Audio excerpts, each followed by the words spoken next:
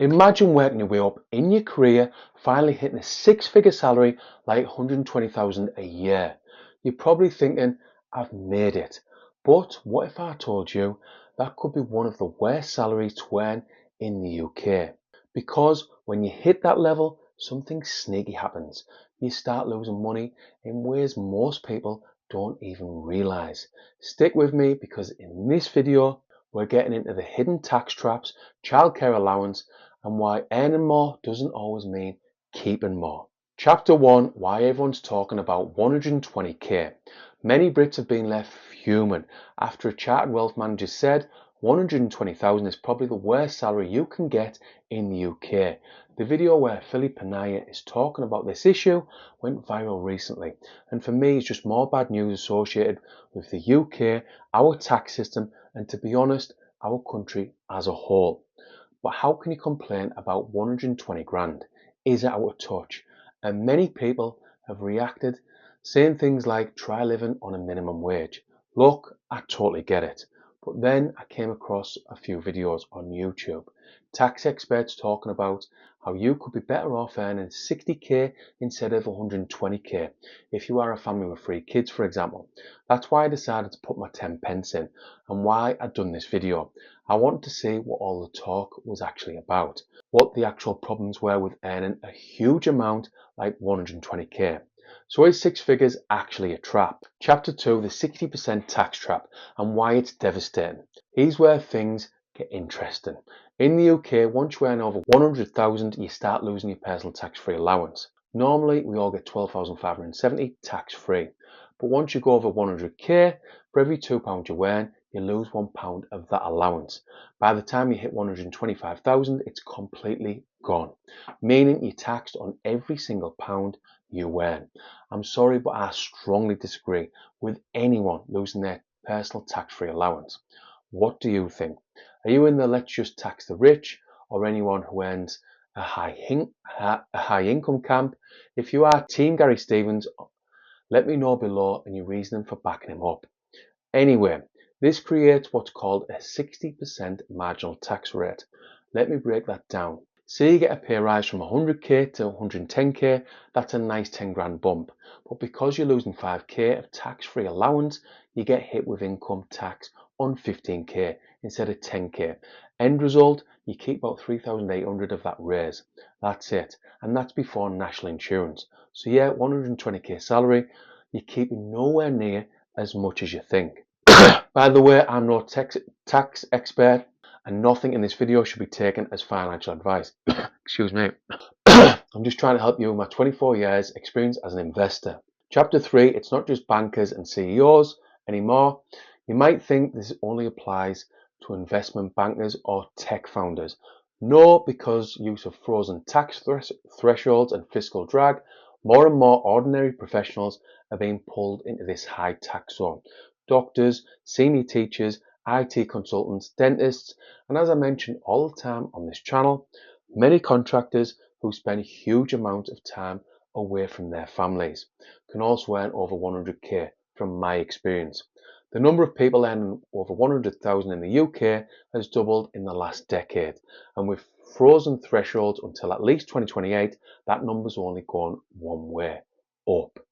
If you are as frustrated as I am with tax, see below for a recent video where I talk about how you can legally avoid tax by investing.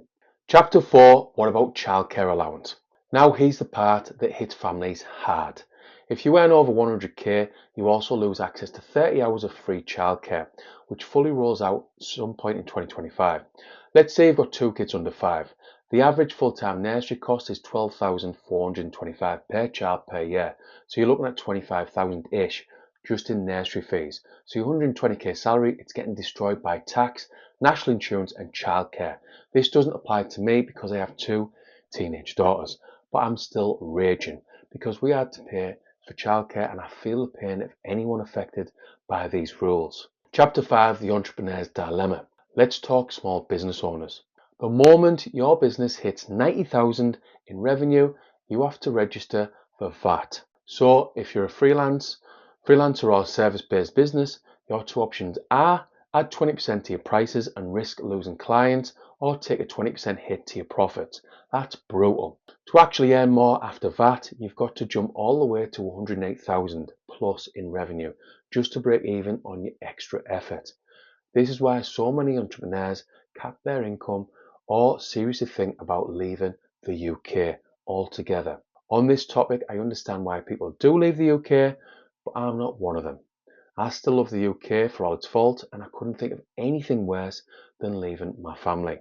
Chapter 6, Why High Earners Are Leaving the UK. Let's not sugarcoat it, the UK has become a hard place to build wealth, especially if you're successful. That's why we're seeing a steady stream of high earners relocating to places like Dubai, Portugal, or Singapore. These aren't just people trying to avoid tax, these are people who feel penalised for doing well. And honestly, I get it, because once you're paying 50 to 60% in tax, the appeal of keeping most of what you earn becomes very real. Gary Stevens, who I mentioned earlier, thinks just tax the rich and all our problems go away. I strongly disagree, because these entrepreneurs and business owners create hundreds and thousands of jobs, and all the people in these jobs pay the taxes. What happens when these businesses move over to places like Dubai? Yes, the Dubai economy gets stronger and the UK economy gets weaker. Chapter 7, let's run the numbers. Here's how it looks in black and white. 30,000 salary, take home 25,000, monthly 2,000. 70,000 salary, take home 52,000, monthly 4,300. 125,000 salary, take home 74,000, monthly 6,200. So you're earning more than 4x the 30k salary, but only taking home 2.9x as much. How is that fair? That's what happens when tax, national insurance and benefit losses kick in. Chapter 8, so what can you do about it? Look, I'm not saying earning 120k is a bad thing, obviously, but it's not the financial freedom number that most people think it is. So here's what I recommend. Learn to be tax efficient. Use your ISA, your SIP and your allowances. Understand where the traps actually are and plan around them. Focus on building assets, not just increasing income. And most importantly, don't chase a headline salary if it comes with invisible costs, because money isn't just about what you earn, it's about what you keep as well. I honestly think if you focus on financial education, it leads to financial literacy, and financial literacy leads to financial freedom. Summary.